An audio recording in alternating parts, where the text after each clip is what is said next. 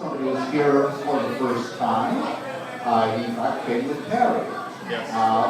Now Perry was talking about, Jewish and Muslim kind of combination. So we're trying to work in the third major Western religion here. So please welcome Christian. Yes.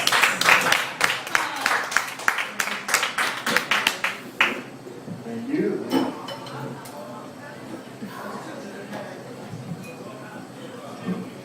So I want to talk about a story that my girlfriend and Carrie don't even know. They were bugging me for a while to come up here and tell a story. So I figured, what story that my girlfriend of 2 years and Carrie, who I know for a good 4 years, don't know about me. And it's my first outdoor sexual experience. And so, kind of embarrassing because actually my best friend, who lives in Calgary now, is the only guy that knows this story. And it goes back probably about, close to about 12 years ago. And this is before Facebook. This is actually something that was before Facebook. It was called Asian Avenue. And it was kind of like dating for the Asian community. And I was on there, I had my shirt off, kind of the same stuff I have now on my own Facebook, but just a lot younger. And what I was doing was,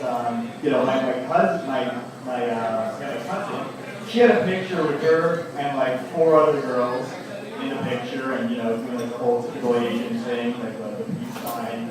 And there was one really cute girl that stood out. And so I messaged her, my cousin, and I said, hey, who's this girl that is in the picture? She's really cute. And she was like, oh yeah, this is Melinda. And I'm like, okay, cool, is it cool, you introduced me to her? She's like, yeah, completely, that's completely fine. You know what I'll do is, here's her profile, add her, and you can go ahead and talk to her through Asian Avenue. Here's her phone number, go and give her a call. So a few weeks went by, we were talking on Asian Avenue, and had a few cool conversations. And so we decided, let's just go actually out and meet each other, and this should be pretty interesting. Almost like a blind date. First time I've actually met somebody online, and being at the young age I am. So pretty excited to go on this date.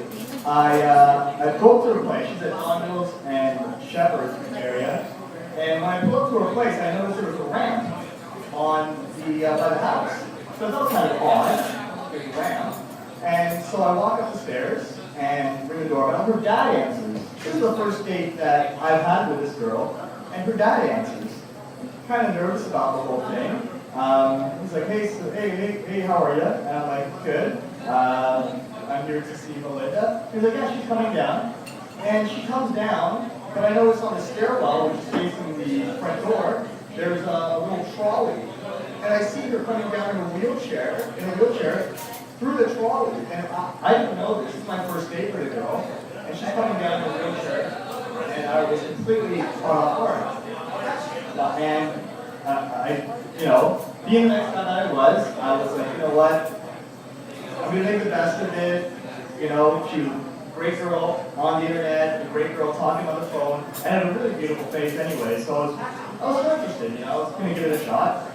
And so, we went out to the movies. I, got a new car, so I was pretty excited about it, but I wasn't sure how to get her in there. So we put her on the ramp, and I'm like, okay, this is kind of awkward. And I took her out of the wheelchair, so I picked her up off of the wheelchair and put her in my car, and then I just got the wheelchair at the back of my car.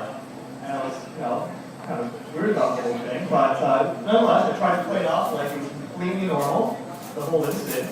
And so we're talking, I didn't bring anything off the wheelchair, and we went to watch the movie Game with Michael Douglas. Good movie. First time I had to sit in the back, and my vision was kind of going bad at the time, so I couldn't really see that well. I couldn't really make out if it was a good movie or not. But things got pretty heated, during the movie. I was sitting on the aisle because she was in a wheelchair, and she was, towards the edge, but she kept reaching over and grabbing and rubbing my legs. And I was okay with that whole thing. Being the younger guy that I was, my hormones were going. And so I started reaching over and, kind of rubbing her leg on the wheelchair. And, after a while, we started making out in the movie. So I didn't really get to watch the movie again, but I heard it was a really good movie. And, things got pretty heated. So after we were done, I was, we were in my car and, put her back in the wheelchair, put her back in the car, put the wheelchair in the back. And she's like, hey, you know what? You want to go to Edward's Garden? I don't know if you guys are familiar with Edward's Garden at all. Yes. So we went to Edward's Garden. It's pretty late at night. It's around 11, 12 o'clock. And I was having fun with her. We actually had a lot of good jokes leading up to it, so we had a lot of good inside jokes that we were telling to each other in the car. And so I take her down to Edward's Gardens, and I start wheeling her around, and I get kind of killing around Edward's Gardens all over the place. And there's a lot of weeping willow trees around there too.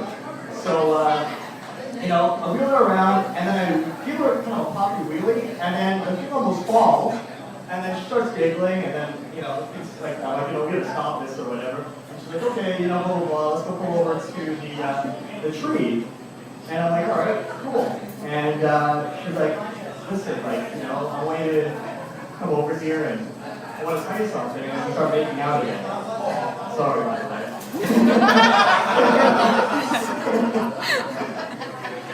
And she's like, while we're making out, and it's kind of awkward because she's in the chair and I'm kind of the tallest guy, but I'm like leaning over and kind of making out with her like this. And she's like, go in my back of the wheelchair, and you'll see I have these strings. And I'm like, okay. And then so I go to the back of the wheelchair, and she take out the strings, and she's like, I want you to take these strings, and I want you to put the strings on top of the weeping willow tree. And so I'm like, okay. So I take the strings, throw them above the weeping willow tree, and she's like, I want you to pick me up, and I want you to sit in the wheelchair. And so I'm like, okay. So I pick her up, I put her in my wheelchair, I pick her up, and I'm in the wheelchair, and I'm sitting down in the wheelchair, and she's on top of me now, straddling. And she's like, I want you to, move my hands to the side, and I want you to take your pants off. And so, sorry. So she's on top of me, and I mean, I don't need to go into the description, obviously, but she's on the wheelchair, and she's using these things. They're kind of like the exercise rubber bands that they were using. They had a bit of a give. She's bouncing on top of me, and I'm outside in Edward's Gardens at midnight, hoping nobody comes by. There's a guy in a wheelchair, and there's a girl bouncing in the air. And it was intense. So afterwards, after we're done, I'm like, okay, that was great. I'd like to do this again, but I should take you home. I mean, I met your dad already, and just kind of a little awkward this whole run-in. And he was like an older Asian man. He seemed pretty strict when I walked to the door. And then it was the first time, so I brought her back. And brought us to the wheelchair, I brought her back, and then I noticed her dad was hanging out on the porch, and so her dad must have stayed up waiting for us to come back home. And I was a little nervous, obviously. I mean, it was the first day coming home. It was close to about 1 o'clock by this time. And so I'm like, okay, it was beautiful day. Thank you very much. And her dad's kind of sitting there watching, not saying anything.